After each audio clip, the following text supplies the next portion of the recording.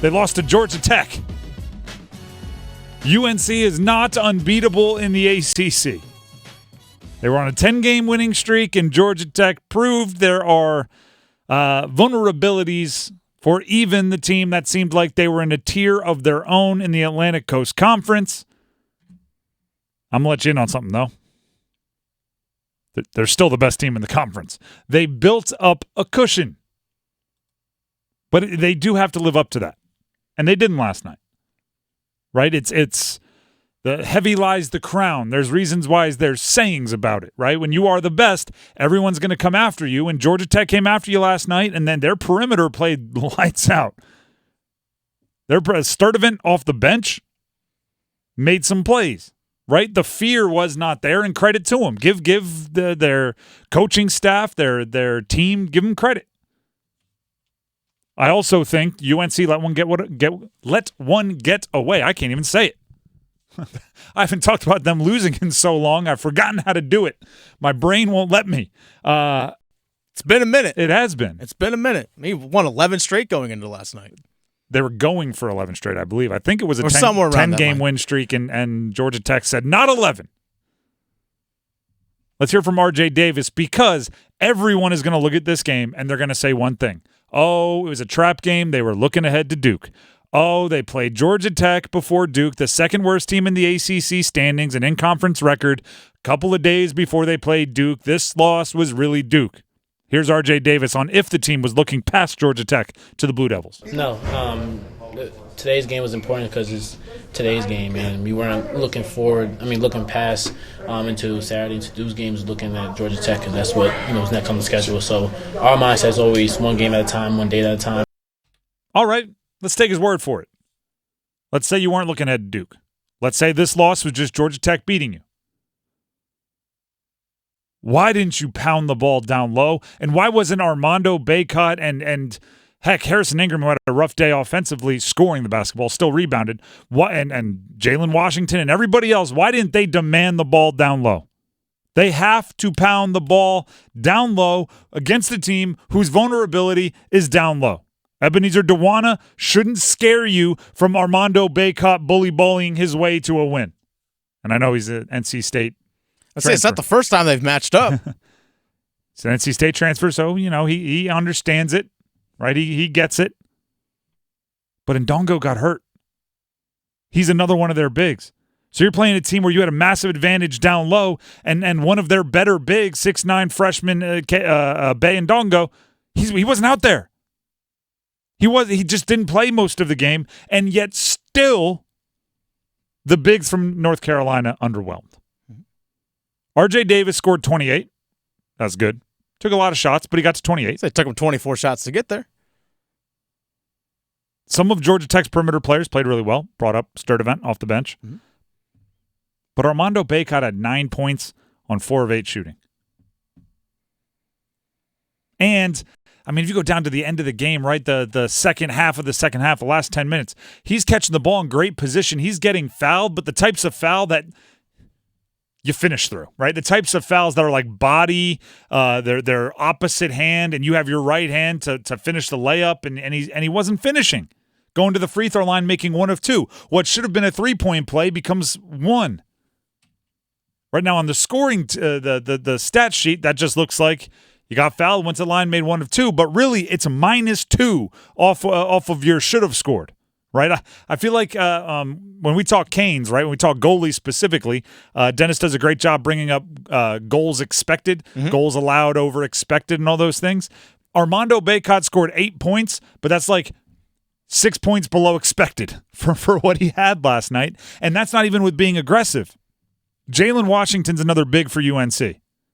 He had 8 points on 3 shots. Bacot had 9 points on 8 shots. Bacot played 29 minutes, had 9 points. Washington played 11 minutes, had 8 points. And trust me, the rest of the team is looking to get the ball to Bacot more than Washington. Washington's getting rebounds and dunks, and Bacot's getting set up and not. In that specific game, the guys down low had to do the damage. RJ Davis and Cadeau, they were battling their own battles, right? Cadeau was battling a battle against the officials.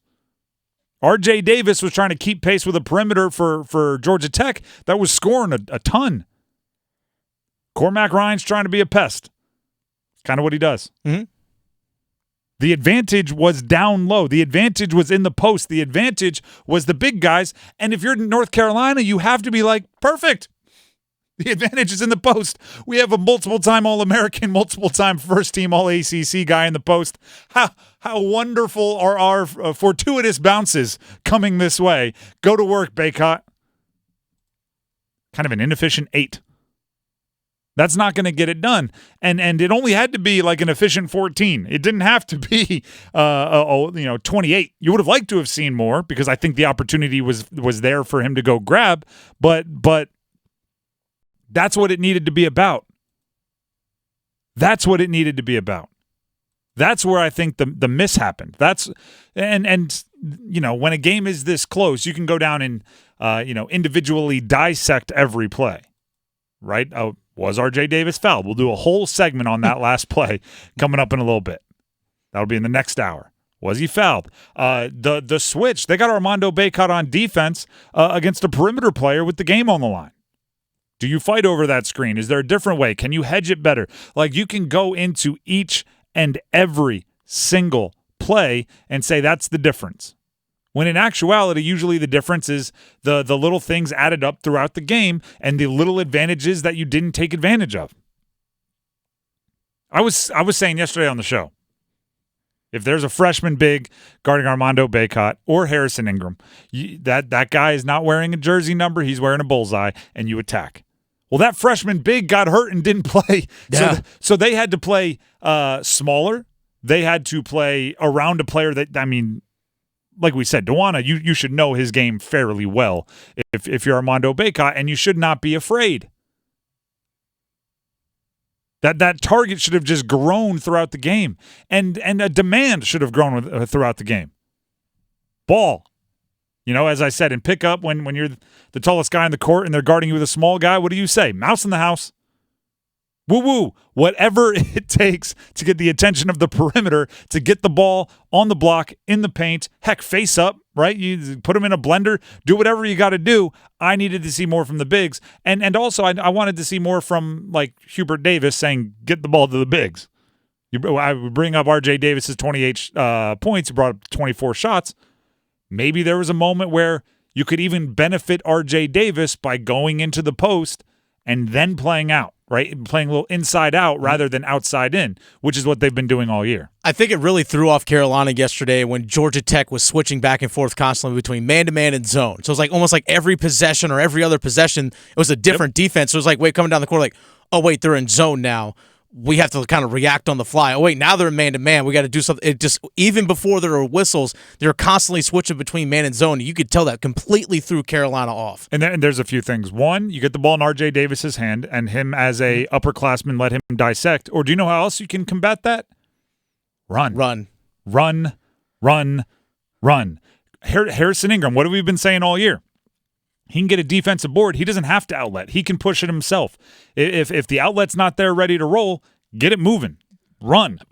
That's one of the options. I think it also hurt in the second half, Carolina, when Cadeau was in foul trouble and had to be on the bench a lot. It actually put the ball in Davis's hands a little bit more. As a Cadeau, Cadeau is that guy that can actually get inside of a defense and find open guys. And I think that him being on the bench a lot in the second half actually really impacted their offense quite a bit.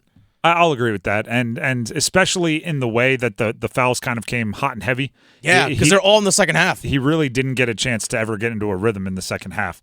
So I'll give you that. That's I'm not looking for an excuse, but maybe a reason. It's just what is. Maybe a reason. It's just what is for why they were a little herky jerky in the second half there.